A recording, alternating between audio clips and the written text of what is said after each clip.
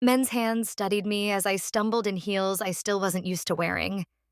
And I realized I'd never been touched by this many people at once in my entire life. Careful, Marcus said, his palm against my lower back. These shoes are death traps, Ethan added, his hand on my hip, keeping me upright. You good? James asked, his fingers wrapped around my arm. We were crowded in the doorway of Mia's bedroom, the party noise loud behind us, and I was pressed between three men who were looking at me like I was something precious and breakable and worth their complete attention. I'm fine, I managed, though I wasn't sure that was true. My heart was racing and my skin was electric everywhere they were touching me. I was 25 years old and had never known anything like this. 3 years since I'd left the community. 3 years since I'd walked away from the only life I'd ever known. And this moment pressed between three strangers at a birthday party in the city seemed the furthest I'd ever been from that old life. You sure about this? Marcus asked quietly, his thumb tracing circles on my back through the thin fabric of the dress Maya had loaned me. We can just talk or go back to the party. No pressure. I looked at each of them, their hands on me, respectful, patient, waiting for my answer. In my old life, I'd been told exactly what I was allowed to want, exactly what was permitted, exactly who I was supposed to be. I'm sure, I said. 4 hours earlier, I almost didn't go to the party. Standing in my tiny apartment, looking at the dress Maya had dropped off. Short, fitted, nothing like the plain dresses I'd worn for the first 22 years of my life. I'd known that familiar panic, the one that said I didn't belong in this world, that I'd made a mistake leaving, that I'd never figure out how to be normal out here.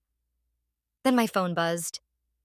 You're coming. I already told people about you. Don't make me look like a liar. What did you tell them? That you're brave and amazing and they're going to love you. Now put on the dress and get your ass over here. So I put on the dress and the heels and the makeup that Maya had taught me to apply. Looked in the mirror and barely recognized myself. 3 years out and I was still learning how to dress, how to talk, how to exist in a world that had been forbidden my entire life. The English world, my family called it. Sinful, dangerous, wrong. I took a breath and left my apartment.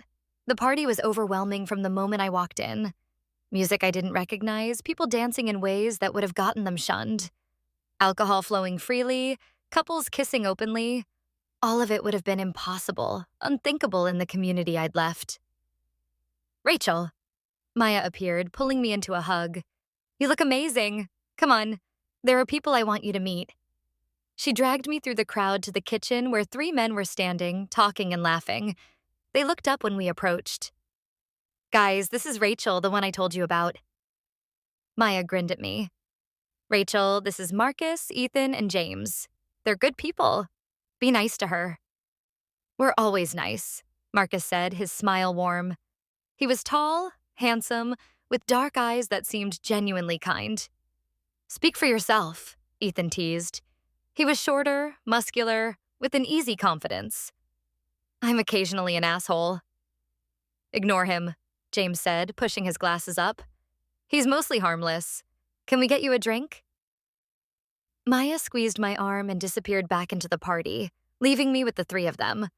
So Marcus said as Ethan handed me something fruity in a red cup. Maya says you're new to the city. 3 years now. Still feels new sometimes. Where are you from? James asked. Pennsylvania. Small community. Very small. I sipped the drink. I tasted alcohol, but not much. Different from here. How different? Ethan asked, moving closer. The kitchen was crowded and we were pressed together, his shoulder against mine.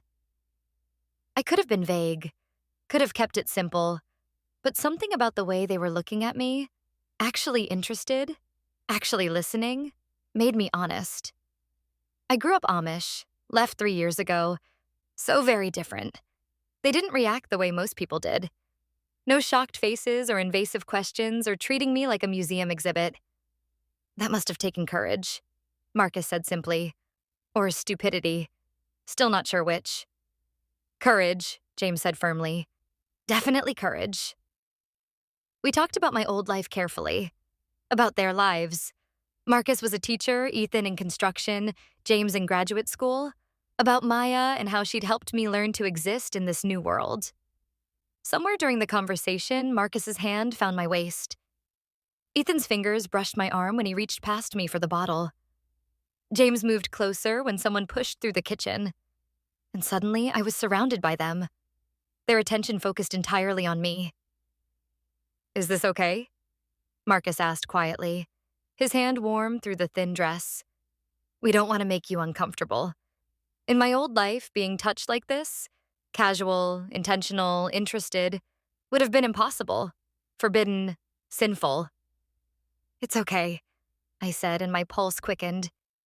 "I'm still learning what I'm comfortable with, but I'll tell you if something isn't." "Good," Ethan said, his hand settling on my hip. "Because Maya said you might be interested in exploring some things." I looked around for Maya, found her across the room watching with a knowing smile. She'd set this up, had known I'd been asking questions about sex and relationships and what was normal in this world, had apparently decided these three were the answer. "What kind of things?" I asked, though I had a pretty good idea. "Whatever you're curious about," James said, moving even closer. "No pressure, no expectations. Just if you want to learn what you've been missing, we'd like to help." My heart was pounding. In my old life, sex had been about duty. Brief, controlled, joyless. I'd left that world wanting to discover what I'd been told was forbidden. "All three of you?" I whispered. "If you want," Marcus said. His hand on my waist tightened slightly. "We're friends. We've done this before. And Maya thought we'd be good for showing you what you've been missing." I should have said no. Should have taken this slower. I'd only been out 3 years. I was still learning so much. But I'd spent 22 years being told what I could and couldn't do, being controlled, being taught my body wasn't mine. "Yes," I said. "I want to." That's how I ended up pressed between them in Maya's bedroom doorway, their hands steadying me, their attention overwhelming and intoxicating. Marcus moved first, turning me gently to face him, his hands cupping my face. "We go at your pace. You say stop, we stop. You're in control here, understand?" I nodded. "Say it," Ethan said from behind me, his hands on my shoulders. "We need to hear you say you understand." "I understand. I'm in control." "Good," James said, his hand finding mine. "Then tell us what you want." What did I want? I'd spent 3 years being too scared to figure that out. "I want to know what I've been missing," I said finally. "I want to understand what it's like when someone actually cares about what I want." "Then let us show you," Marcus said and kissed me. It was nothing like the kisses I'd experienced before. Beautiful, brief, meaningless. This was slow, thorough, his mouth learning mine, while his hands stayed gentle on my face. When he pulled back, Ethan turned me toward him and kissed me differently, more urgent, his hands sliding down to my waist, drawing me close. Then James, his kiss careful and sweet, his hands threading through my hair. They took turns like that, showing me that kissing could be different with different people, that touch could mean different things, that I was allowed to want all of it. We moved to the bed. They undressed me slowly, asking permission with every piece of clothing, telling me I was beautiful in ways I'd never been told before. "You're perfect," Marcus murmured, his hands sliding up my sides. "You don't have to say that." "I'm not saying it because I have to." Ethan interrupted, his mouth on my shoulder. "I'm saying it because it's true." They touched me everywhere, hands learning what made me gasp, what made me press closer, what made me whisper yes and more and please. I won't describe every detail because some moments are private, but I'll say this. They were patient and attentive and focused entirely on me.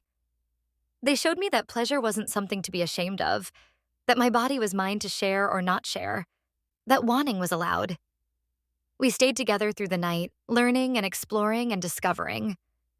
Sometimes it was one of them, sometimes two, sometimes all three, surrounding me with attention I'd never imagined possible. By the time dawn started breaking, I was exhausted and changed and more myself than I'd ever been. "You okay?" Marcus asked, all of us still close together. I'm better than okay. I looked at each of them. Thank you. Don't thank us, James said. You deserved every moment of that. And if you want more moments, Ethan added, his hand finding mine, we're available together or separately, whatever you want. I left as the sun rose, still wearing Maya's dress, and walked home as a different person. 3 years of living in the English world, and I'd been too scared to really explore it, too worried about making mistakes, too convinced that wanting things made me sinful. But tonight, this morning, I'd learned something important. My body was mine. My choices were mine. My desires were mine, and I was allowed to want things. Allowed to explore. Allowed to discover who Rachel was when nobody was telling her who to be. I'd left the community to be free. I was finally learning what freedom looked like. 6 months later. I still see them sometimes. Marcus texts me about art exhibits. Ethan and I get coffee. James helps me with homework. I'm in nursing school now. Sometimes we're together the way we were that first night. Sometimes we're just friends. I'm learning that relationships can be whatever the people in them decide they are. I have my own apartment, a job, friends who aren't from the community, a life that's mine. My parents won't speak to me. That hurts. Probably always will, but I'm building something new, something that fits who I actually am instead of who I was told to be. The community would say, I'm lost, living in sin, damned. Maybe I am, but I've never been more found, more alive, more free. And if that's damnation, I'll take it over the salvation I left behind every single time.